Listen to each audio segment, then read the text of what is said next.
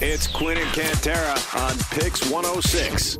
Quinn and Cantera, PYX 106. It's 1-800-LAW-1010, 1-800-LAW-1010.com. Paul Harding, Martin Harding, Mazzotti on the horn, Cantera. Morning, Paul. Hey, good morning, guys. Good morning. Let's get down to this. Now that I'm hearing about the Crossgate Mall shooting suspect pleading not guilty and the fact that there's no gun. There's no gun and there's no, do I have this right? There's no eyewitness to see the trigger being pulled?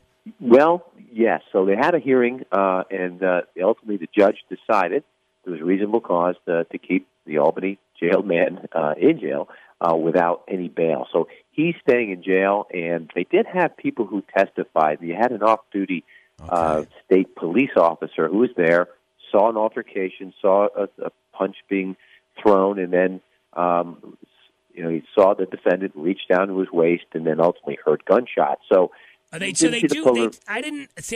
news story I read yesterday, I didn't hear that. So somebody saw him reach for something?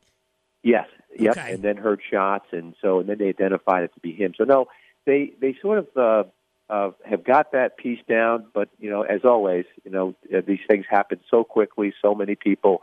Defense counsel, at the hearing tried to say, look, a lot of confusion. Are you sure you saw it? But it happened to be an off-duty state police officer who was not involved in any of the fray other than just being someone at the mall that night.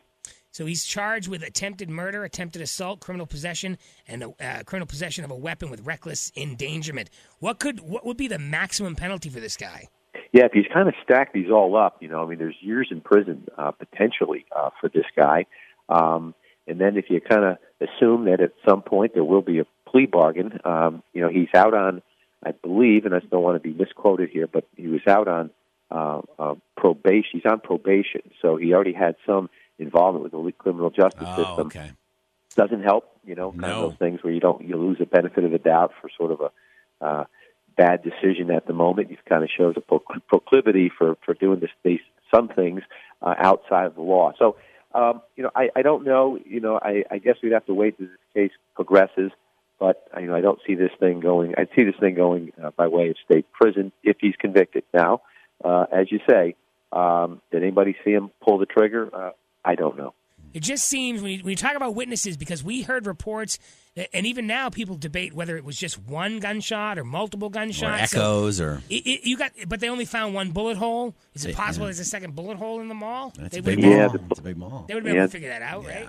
Yeah, I think they can. I think they're going to go through and also probably, they didn't pull all the witnesses out. They just pulled enough witnesses out. They had really just two people testify, enough to kind of say, listen, we need to keep them in here while we're putting this case together.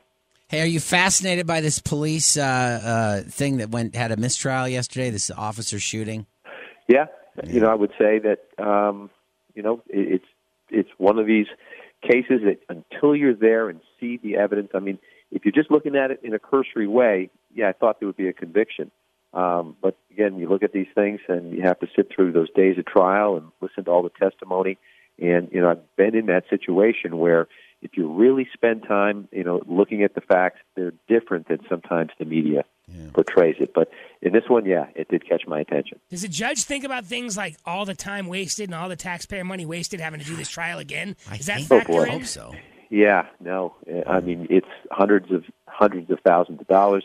Obviously, that case is one that's going to reverberate throughout the country and certainly that region in terms of what will happen. But it happens all the time. You get to a point where the case has finally gone through. All these experts are in. It could be a civil case, could be a criminal case, and then there's a retrial, and you say, "Oh no!" I mean, literally, that's just you got to start fresh, and all that time and energy, and the witnesses have to come back, and if it's painful testimony, the defense has to do it and not screw up at all, or it'll get thrown out again. It's fascinating the way the legal system works here, but yeah. All right, Paul Harding, we appreciate your time this morning. Thanks, Paul. Martin Harding, Mazzotti, 1-800-LAW-1010 and 1-800-LAW-1010.com. Great. Thanks, guys. Quinn and Cantera, mornings on PYX 106.